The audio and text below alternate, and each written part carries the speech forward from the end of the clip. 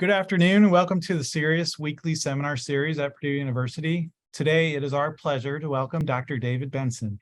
Dr. Benson is currently a professor of security and strategic studies at the School of Advanced Air and Space Studies at Air University in Montgomery, Alabama. His talk today is entitled, "Stop Selling Cybersecurity Short, Cybersecurity as a Component of National Power." David, thanks for joining us and take it away. Hey everyone, I wish I could be there with you. I wish I could see you all, but I'm very excited to be here. Very excited to have the opportunity to talk to you guys. There's a few things to just sort of, I don't say get out of the way, but give you a little bit of perspective. I'm actually a political scientist by training. I finished my PhD at the University of Chicago in 2015 when I went off, but I did have an appointment in the computer science department at Southern Methodist University. I also come from a background where computers, programming, and things like that were part of my growing up time. And so I kind of come by my geekiness naturally. At the School of Advanced Air and Space Studies, I am, we don't have official designations, but I am the unofficial cybersecurity and information power professor, and we teach Air Force officers and other military officers. We've had even one civilian student, but we prepare them to go take positions as strategists. And so strategists in this case means specific jobs that you can take in the military, and those jobs are related to international strategy.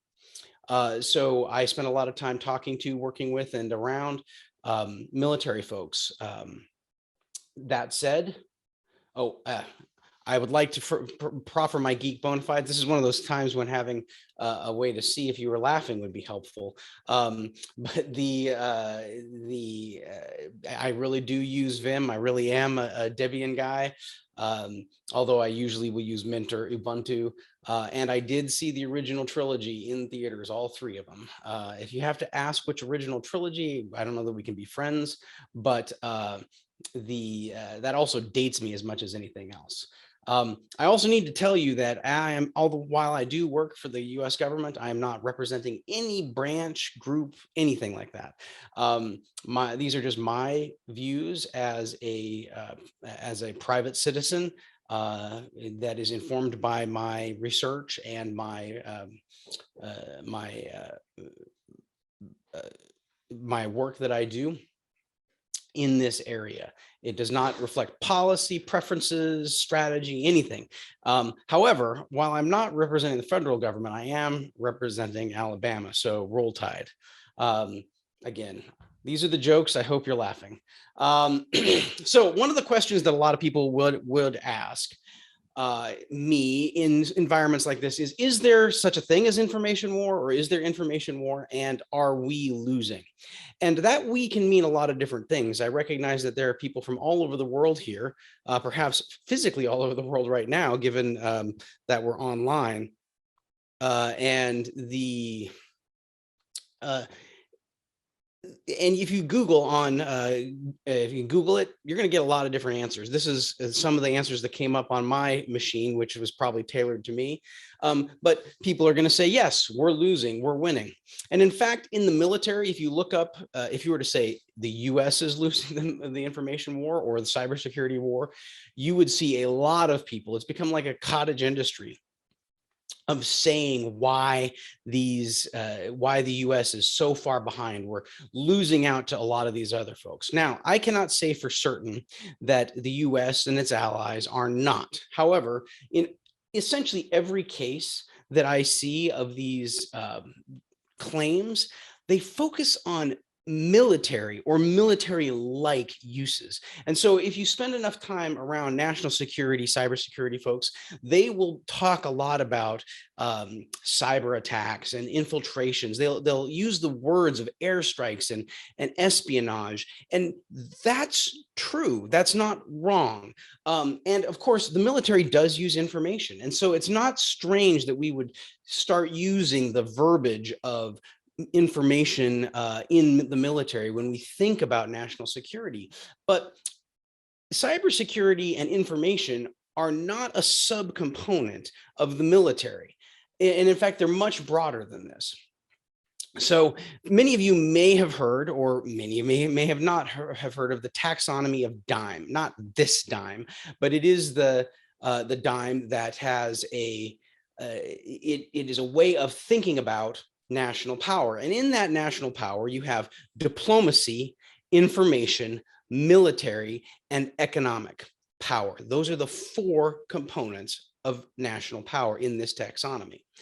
And that's how the US and many other countries think about it. It comes up all the time in foreign policy discussions. And you'll note that military is part of it, but economic, diplomacy, and information are co-equal parts of that. And so you might want to ask the question, well, how do these different components of power create national power? Well, one of the reasons we think about the military so much is because it is the military that creates effects. And I want to broaden this out here because in the dime taxonomy, we use military because if it weren't military, it wouldn't fit into dime. But what we really mean is instrumental power, the power to do things. So it may or may not be the military. And in fact, some of the things that the US military or NATO militaries do will be done by other organizations. And sometimes organizations in these other countries will do what is done by the military elsewhere. So for example, the FBI in the US, and I believe it's MI6 is counterintelligence. Those are both civilian agencies. In some countries that would be handled by the military. And the ability to create effects is military power.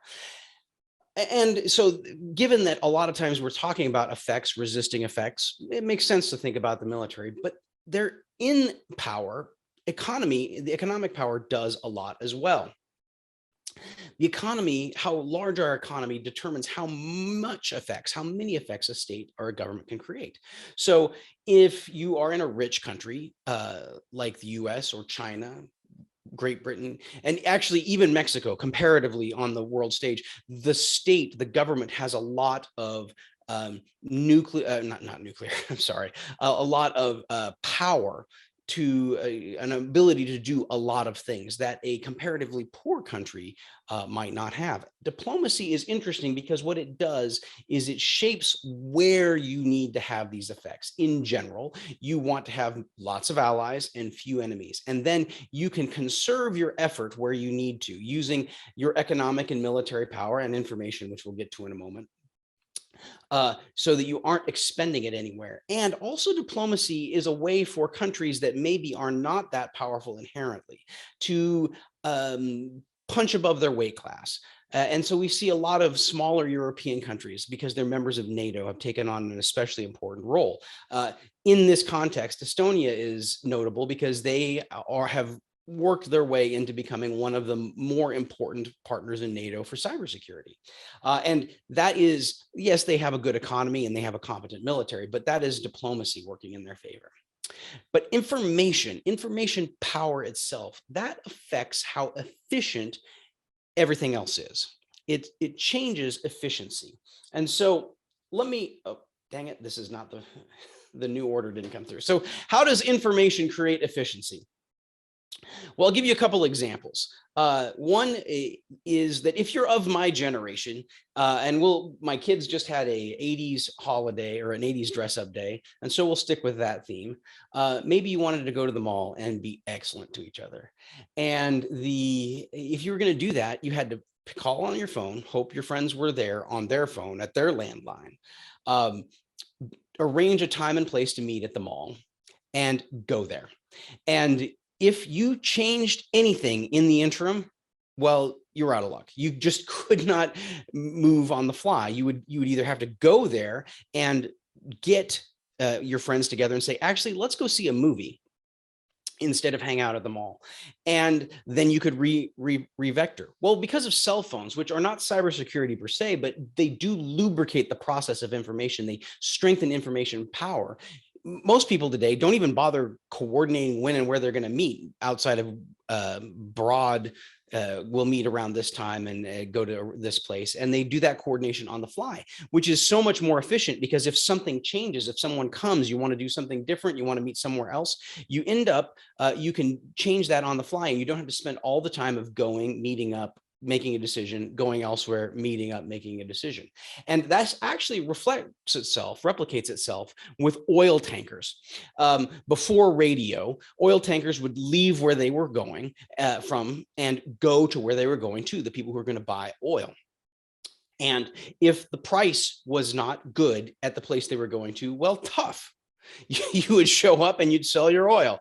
Now, not only do we have radios, which can communicate with tankers, which that started fairly early on, but we now have computers that can figure out where the various prices are and how far the tankers are from their location on the globe and whether it's worth it to revector them to another market or not. And this has made the oil market much more efficient. It makes it such that the prices propagate out relatively quickly across the market. And when prices drop, that's great. When prices rise, not as great. Although realistically, when the market is inefficient, what that made for was more expensive oil than it needed to be. What this means, or when we start thinking about information as information power, this means that the government is not the biggest player. And in fact, there are many large players that are going to have larger impacts on the information environment than anything the government could possibly do. And I've picked 4 fairly large companies here that you will have all recognized because of their logo, but there are lots of small companies. There's lots of just individual groups that are going to have more effect than most government operations on a daily basis. And in the aggregate, things outside the government are much more important to information power than anywhere else. And this is important when you think about people talking about the relative power of the United States or its allies or its competitors. What is not happening in the government that is happening elsewhere? And often it's things that are outside the government that are more important. To put a very fine point on it, within the last month, I've had several conversations where people have claimed the US is not doing this. And I have said, no, the US is doing it. It is happening at Purdue. And I have no specific programs that are occurring at Purdue University that are forwarding information and moving the way that we process information forward. And universities are a big part of this, just generally. Another important issue is that information is something that is vital to free markets. In fact, free markets are information. Price carries information. And importantly, having free information allows markets to thrive. It's another talk altogether, one which I do give, but the role that markets play in innovation and the role that innovation plays in economic growth is almost impossible to overstate. If you go back to starting in 1950, when we start seeing things like the development of the transistor and integrated chips and so on, information innovations have led to propagation of information and innovative growth across the market and accounts for enormous, almost incalculable amounts of economic growth that we would not have expected otherwise. But it's important to think of what makes up the information space. So I'm talking to a group of people who are interested in information security. And of course, information security touches everything, but it also has being about information, it has different groups that it is associated with in a qualitatively different way. And that in that information space, not only is the relationship, the support that cybersecurity provides to something like, say, an oil company, to stick with the oil theme, but also there is a shared mission, a shared sense of a shared way of doing things, because information is core and central to the mission of these other groups. And so think about education. Education is teaching people how to onboard information. And cybersecurity does that as well. And in fact, a lot of a cybersecurity effort is educating other people. Unsurprising, because this is all within the information space. Journalism. Again, a lot of the reports that you might read from cybersecurity look like journalism. Journalism is processing information that's occurring in the moment, and they're trying to get things out as fast as possible. And the same is true with cybersecurity. The entertainment and gaming. It is amazing to me to see how much overlap there is between gaming, cybersecurity, and information. And I will just leave it at that. But gaming is one of the largest portions in the information economy today. I have the value of gaming companies and the gaming assets of major information companies, of which almost every information company you would think of has a gaming division today, is tremendous and outstrips a lot of other forms of entertainment. But most importantly, cybersecurity. Cybersecurity is what allows this information space to exist. It allows everything to take place. So to give you a few examples, in the market space, cybersecurity, if we think about the CIA model of cybersecurity, the confidentiality, the integrity, and the access that cybersecurity should provide for companies as they are pursuing their economic best interests relies very heavily on cybersecurity. So, for example, if you have proprietary information, intellectual property, IP, and you spend a lot of money on that IP, you don't want that leaking out. And one of the major ways in which that leaks out is cybersecurity. Cybersecurity violations. Hackers will get in and steal things. Now, of course, it's not the only way, and that's not a new problem, but it is a new way that cybersecurity is supposed to deal with. Similarly, information decays or degrading information or preventing people from getting it. This is all something that is in the cybersecurity realm. And it is noteworthy that in governments, the groups that take care of cybersecurity defense and cybersecurity offense are not usually as separate as you might think, in part because protecting these things that are important for, say, the economy or for social development or any of these other things it's very closely associated. And of course, you guys know that better than anyone else.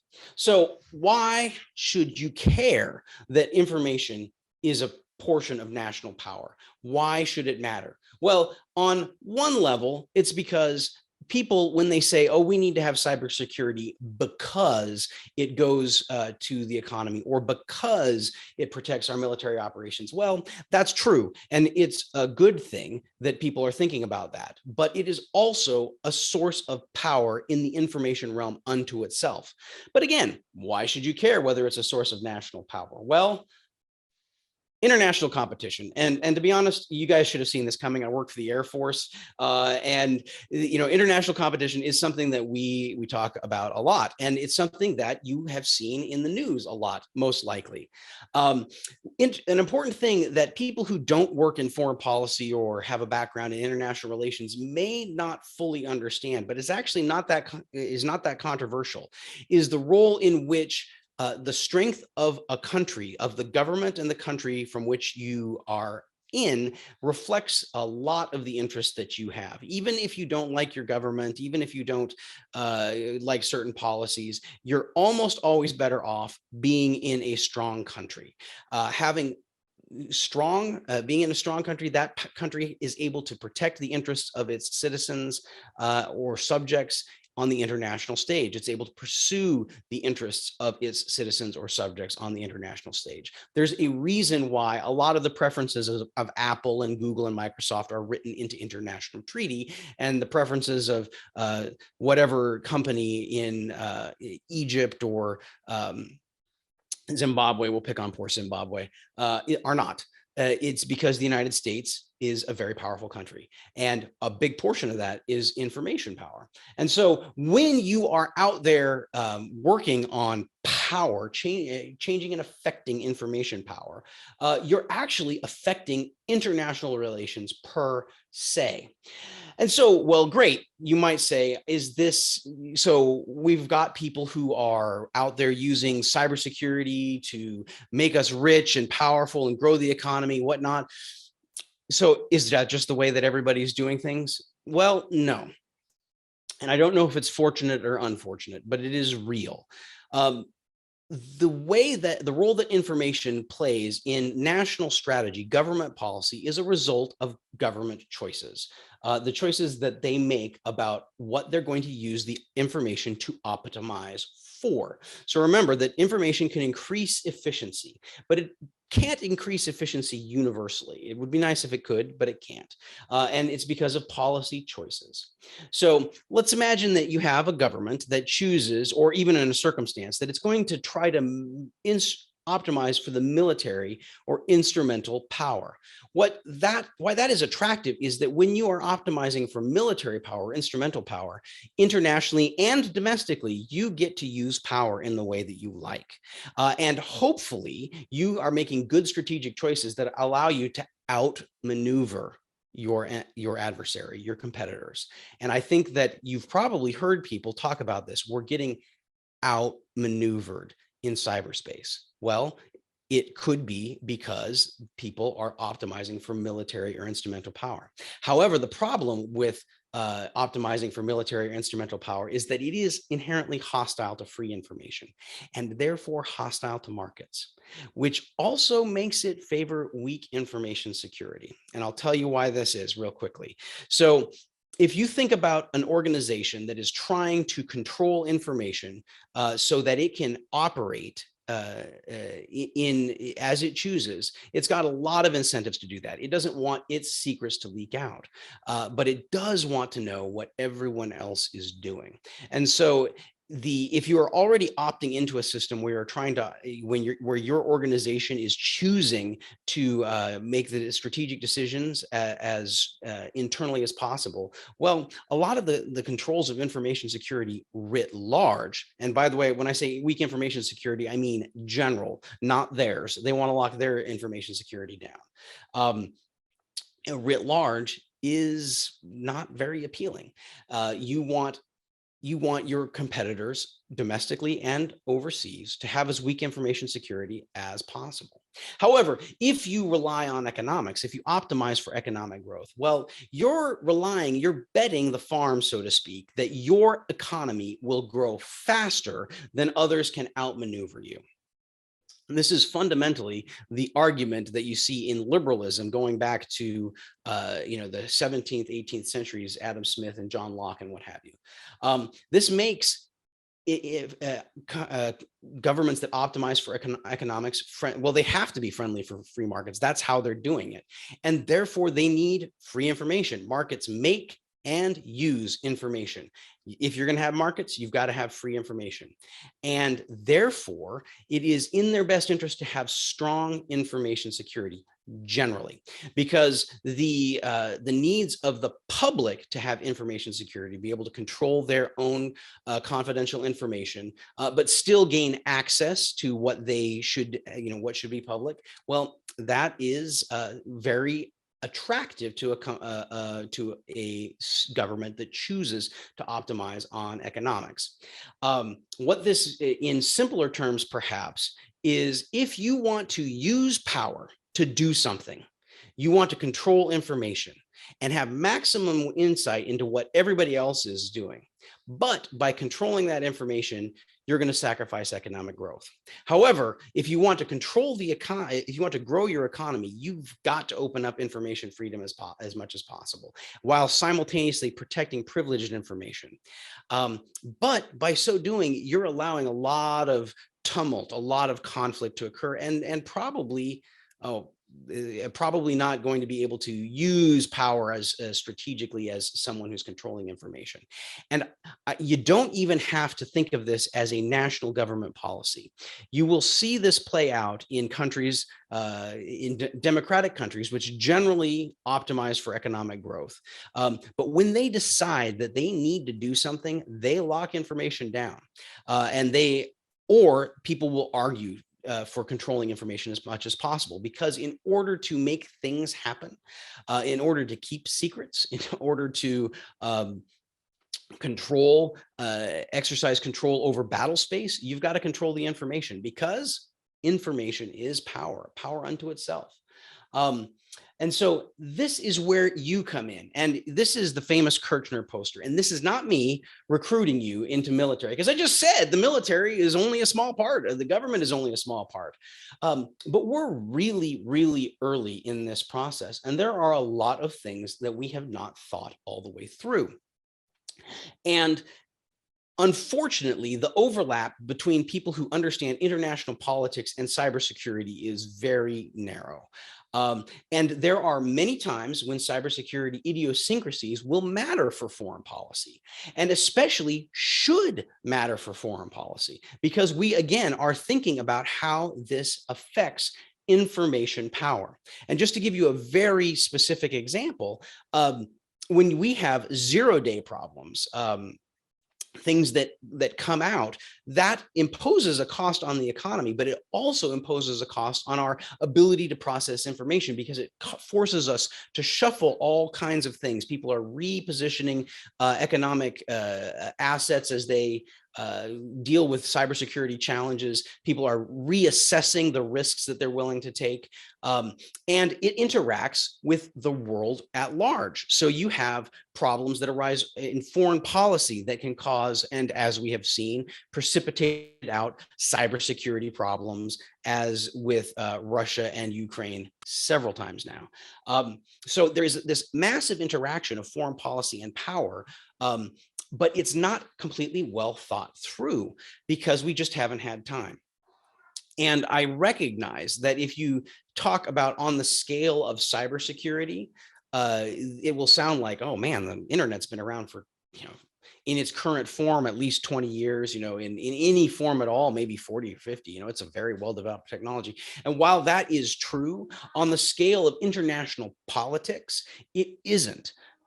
We just don't have enough time to think about, or we have not had enough time to think and collect information. And so there is a lot of room for people to make a real intervention here by thinking deeply and considering what is going on. And what that implies in this case is thinking about the interactions between the information space and the other spaces.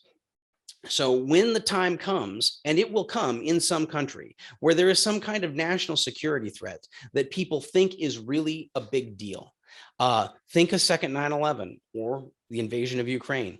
And the question will come, should we turn off the internet, or should we do take some other decisive action that we think will improve our security, our ability to use information, or our ability to use power instrumentally? Well, in order to make that consideration very reasonable, people have to have some place to start to think about the other instruments of power. And because we do that, we think about what it will cost us when we impose economic sanctions to achieve military outcomes. We think about what it will hurt if we do something that is offensive to other countries and therefore causes us to lose allies. We need to put information at that same pedestal. We need to think about the damage that, or the advantages that using each of these other instruments of power can inflict on information, and how using information it can help those other instruments of power by using it strategically. And I wish that I had good news that there's just tens of thousands of people who are thinking about this. And in some ways there absolutely are. But the field is so open that I will say frequently, I could assign a master's thesis to every single student for my entire career and never duplicate topics. There's just so much research to be done. And if you think you want to do this, well, give me a call. Let's talk about it. These are my emails. The best one to get me is probably the .edu email. The Proton mail is at the bottom. And I tried to, and I succeeded at leaving some time for some questions and answers, a little extra time for some Q&A, because I know that this is a field outside what CERIAS may normally cover. But that said, what are your questions, and how can what I can answer for you?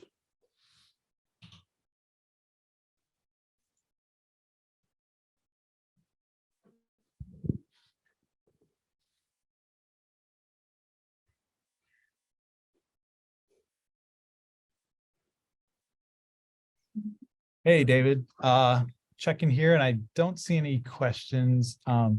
Attendees, yeah, if you could, if you have, oh, there's one that came in here. Let's see. How do you think about the People's Republic of China's lockdown of information compared with their impressive economic growth? So there's a lot of ways that I can answer this question, and I'm going to cheat just a little bit and tell you that my first job in the U.S. Army was as a Chinese linguist. And so when I focus on geography, I focus on China a lot. I spent a lot of time thinking about this. And people will often bring this up, and it's perfectly reasonable to talk about China because China has experienced enormous economic growth. However, China's economic, the first answer to that is China's economic growth is not as impressive as you might think. Now, it is enormous unto itself, but China's per capita GDP is about the global average. So what that means is that China has definitely come a long way in its development, but a lot of the size of their economy is because they have so many people. And once you have that many people, making a single dollar a year in GDP improvement, it really moves things forward. There's some of what you're seeing is the fact that you may have heard the Chinese discuss the century of humiliation. And it depends on who's talking when they think that century ended. But basically from about 1840s to about 1979, there was just basically constant catastrophes befalling China. And so just stopping that from happening was a lot of economic growth. So that's a bit of a cheat, but I'm going to move a little bit more in this direction with that. What China has done is they have led the way in trying to thread the needle. So what my dissertation was about and what I have researched, or what got me into this, was the use of information for social control. If you're going to try to use social control, one of the things that you can do is get as much granular information as you possibly can. And China has done that. So if you look at the way that they opened up to the internet, which they did relatively late. The internet first started taking hold around 2000. There were sites before then, but they at first opened up pretty much unrestricted. But when I say unrestricted, it was only the fairly wealthy who could get the internet, and people who are connected. And then almost immediately, they began a process of censorship. And so the censorship regime is intended to choose what is not economically useful and allow and block that if it's politically threatening, and allow what is economically useful through. And so their lockdown regime is it's trying to thread the needle, and to a certain extent they have succeeded.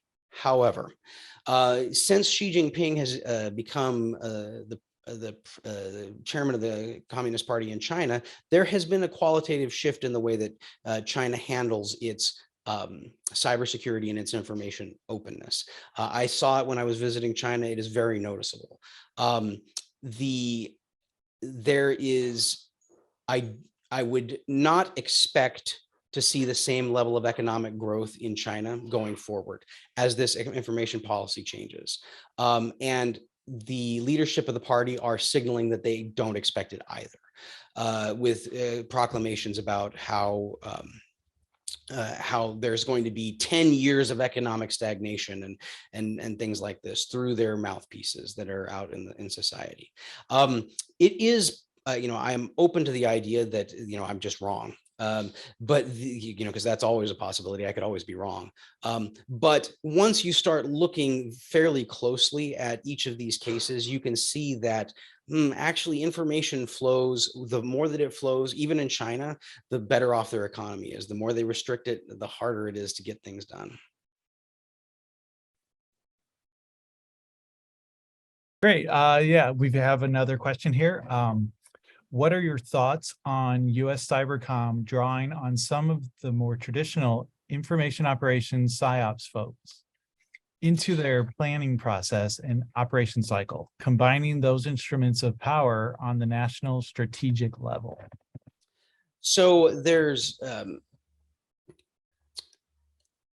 I'll add a disclaimer, two disclaimers here, that I know a lot of these guys, but that I don't know any secrets. So what I'm saying here is just based on the people that I know and the familiar conversations that we've had. So my sense is that a lot of what we're seeing is a function of the fact that we're just really early in the process. We're sort of at the point where Socrates and Plato were thinking about politics in general 3,000 or 2,500 years ago. We don't have this real enormous reservoir of ideas to draw upon.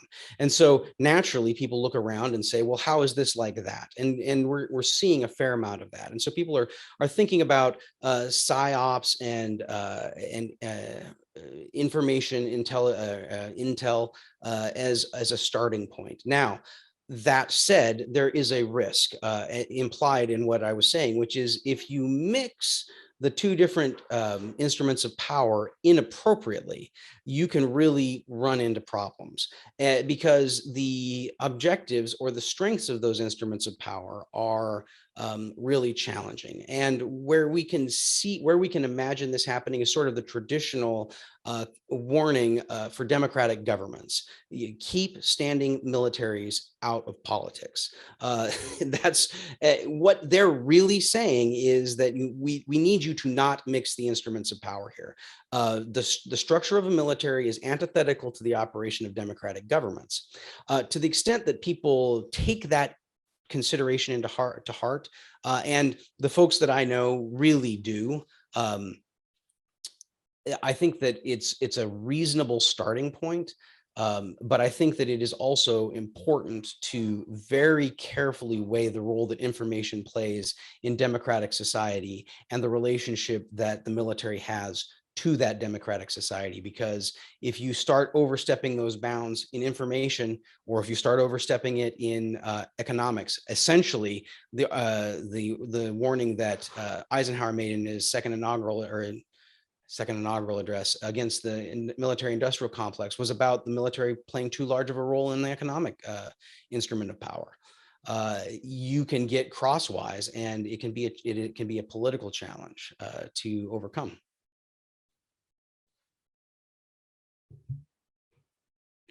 I can see that question. I'll just go ahead and read it. Yeah, How does misinformation play into cybersecurity? So there's two ways in which misinformation plays into cybersecurity. One is that if you can get access to good information, like legit information, it can help you craft better misinformation. So for example, if you have access to actual conversations between foreign powers, leaders in foreign powers, and you know what they're actually talking about, when you go to craft your misinformation, the things that they have held secret that people who know will take to be legitimate, they will it's difficult to fake those secret conversations and those secret concerns. So imagine that the president of the United States and the prime minister of Great Britain were having talks about, well, how about natural gas shipments? And they're very concerned about natural gas, and that a foreign power of some kind were to come along and say, well, we want to influence this. Now, outside of this particular context, it would be fairly obvious. Everybody would be like, well, of course they're thinking about natural gas. But say 5 years ago, nobody knows that they're thinking about natural gas as a primary issue, and it's only happening in back channel communications. Well, then when you go to make your misinformation, you can put that truth in there, and it gives it verisimilitude. Another thing is that if you've had a cybersecurity breach, it makes misinformation much more credible. So I was actually surprised that for the most part, at least as far as the campaigns acknowledged, that the stuff that was released from the John Podesta emails was mostly legitimate. At least as far as they have said. So it's not like they released 90% were actual emails that he sent, and 10% were things that somebody had made up. But knowing that there had been the breach, it was very plausible that these things that you could have done that. You could have you could have put out like, hey, here's this email that we found. And in fact, when you have credible breaches of any kind, it raises the potential for misinformation, or it may raises the purchase that misinformation might have. I will add this, however, the best misinformation or the best disinformation is real. If you, there are things that the closest that we've ever come to having information alone causing a war is probably the Zimmerman telegram. There were other things at stake there. That was real. And I don't know that a misinformation campaign by the British would have worked in the same way. The next closest for misinformation was probably the Spanish-American War, but the Maine did blow up. And so, and so the cases to say that it wasn't the Spanish, I mean, it turns out it wasn't, as based on the latest science. But it's plausibility and real information. That's very effective, very effective in a public and a free information environment.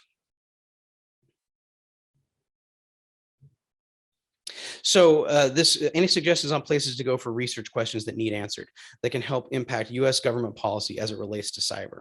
So in general, there's two ways to find research questions. One is through the literature and two is through the world. So literature is you go and you read what people are writing about and say, well, here's a question that hasn't been answered, right? So we figured out these 7 points about encryption. We need to know this 8th. I'm going to answer the 8th. It's a perfectly legitimate way to go. For the most part, I think that you're going to have more success affecting policy looking at the world. What things do we see in the world that don't make sense otherwise, right? And so and just from a pragmatic perspective, I would try to combine whatever your actual strengths are, your natural advantages with what you look at. And that's going to happen in some ways naturally. But if you're a coder and you're really good at, say doing big data type analysis, well, then find something, but you're also pretty informed on policy. Well, the intersection between big data and policy starts looking pretty good. And there's going to be 100 questions there. And so just with your knowledge of what policy is, you could ask a variety of questions. And another great place is in the recent past. So for example, 5 years ago, people were just absolutely banana pants about net neutrality. It got reversed. Did anything change? I don't know. Like, there may be a study out there, but looking at, well, something changed. Did we see other things change? What about, cyber attacks originating from Russia in the context of the Ukraine war? Are they different now than they were 5 years ago? Why? Those are sort of like looking at the world and finding questions, and they would definitely affect policy.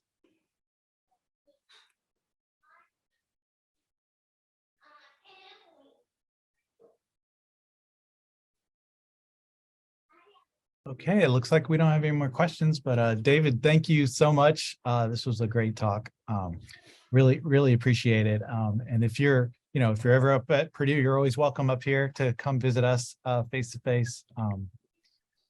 We'd love to have you. So, well, and I'm sincere. If people want to talk about things, actually, I have a working relationship with Purdue University, which I got invited here. There are several faculty that I work with there, and if you have questions, if people have questions they want to follow up with me on, let me know. You guys are doing great work. So great. All right, thanks a lot. I appreciate it. So, thank you. Yeah, thanks. Viewers, we'll be back here at the same time, 4:30 Eastern time on Wednesday. Thanks, David. Take care. Take care. Bye. Bye-bye.